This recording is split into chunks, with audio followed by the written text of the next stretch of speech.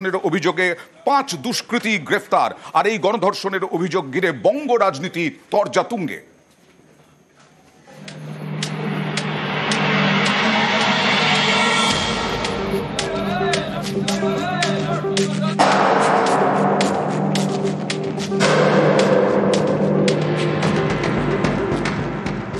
পশ্চিম বর্ধমানের দুর্গাপুরে বেসরকারি মেডিকেল কলেজ। শুক্রবার রাতে এই মেডিকেল কলেজেরই সেকেন্ড ইয়ারের ছাত্রীকে গণধর্ষণের অভিযোগ ওঠে। ছাত্রীর বাড়ি ওড়িশার জলেশ্বরে, থাকেন কলেজের হোস্টেলে। হোস্টেলের কাছে জঙ্গলেই তাকে গণধর্ষণের অভিযোগ। ঘটনায় আগেই অপু বাউরি, ফিরদৌস শেখ এবং শেখ রিয়াজউদ্দিনকে গ্রেপ্তার করে পুলিশ। রবিবার রাতে গ্রেপ্তার আরো দুজন, শেখ নাসিরউদ্দিন এবং শফিক শেখ। দুর্গাপুরে আইকিউ সিটি মেডিকেল কলেজ, এই কলেজেরই পড়ুয়া অভিযোগকারী তরুণ। গণধর্ষণের অভিযোগে ধৃত অপু বাউরি এই হাসপাতালে রাজমিস্ত্রির কাজ করে। স্থানীয় একটি বেসরকারি কারখানার অস্থায়ী কর্মী শফিক শেখ। ফিরদৌস শেখ এলাকার একটি হাসপাতালের ওয়ার্ড বয়। নাসিরউদ্দিন শেখ দুর্গাপুর পুরসভার অস্থায়ী কর্মী। আমার ছেলে কিছু জানে না, আমার ছেলেকে শুধু শুধু পুরো গোটা গ্রামটা লোক না যে ওই ছেলেটা খুব ভালো ছেলে, আমার ছেলে শুধু শুধু কি হলো। দুর্গাপুরে ডাক্তারি পড়ুয়াকে গণধর্ষণের অভিযোগ, এ নিয়ে বাংলার রাজনীতির হাওয়া গরম।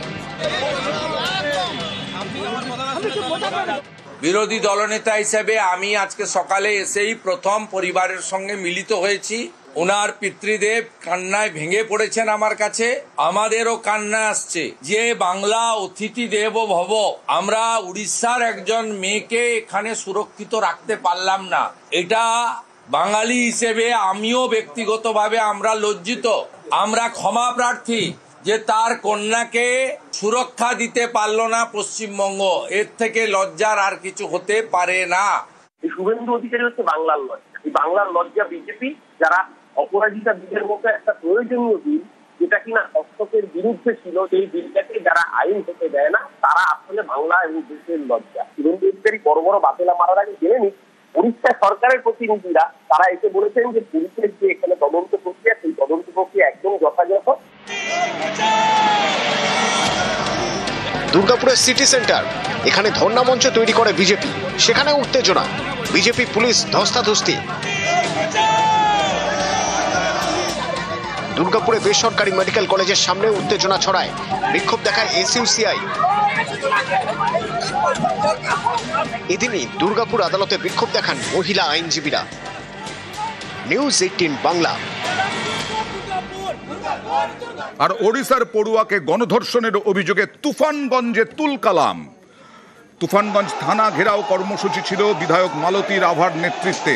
সেই কর্মসূচিতে যোগ দিতে যাচ্ছিলেন যখন বিজেপি কর্মীরা মিছিল করে, তখনই তৃণমূলের বিরুদ্ধে হামলার অভিযোগ, ব্যাপক মারামারি, লাঠালাঠি।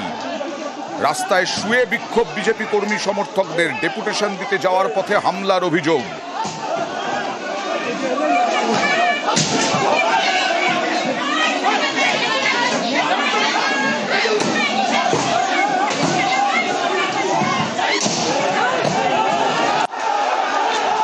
পুলিশের সামনেই তৃণমূলের বিরুদ্ধে হামলার অভিযোগ, যদিও তৃণমূল কর্মীরা হামলার অভিযোগ অস্বীকার করেছেন।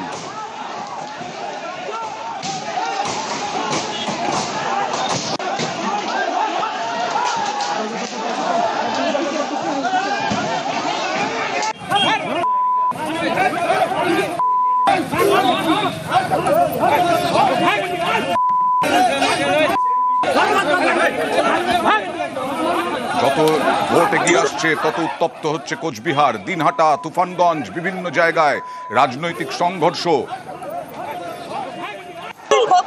বাংলাটাকে শেষ করে দিয়েছে এরা, এদের গন্ডারের চামড়া, গরু, বালি, পাথর, চাকরি, পায়খানা সবই চুরি করে শেষ করে দিয়েছে বাংলাটাকে। আর এই সংস্কৃতি শুরু করেছে বিজেপি তৃণমূলের তরজা তুঙ্গে, আর কয়েকজন বিজেপি কর্মী আহতও হয়েছেন।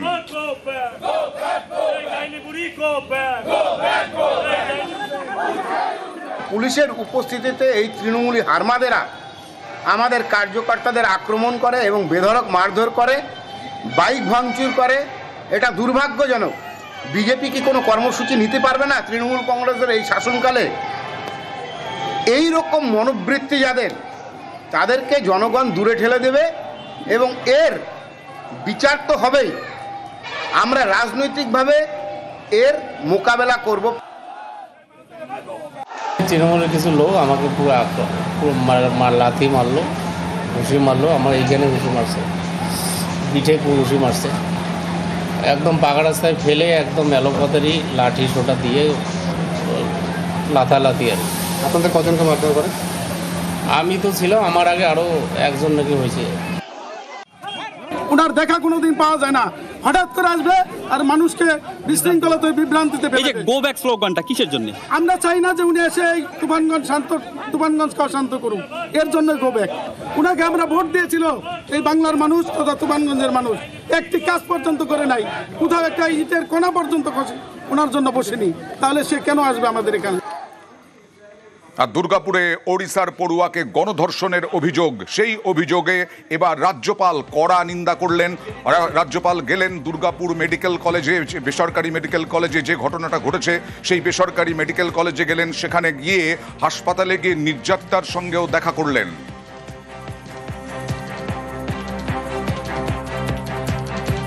Such instances are on the increase in West Bengal. This shows a degeneration in society. Government has to act firm. We will certainly take stern steps to ward off such things in future.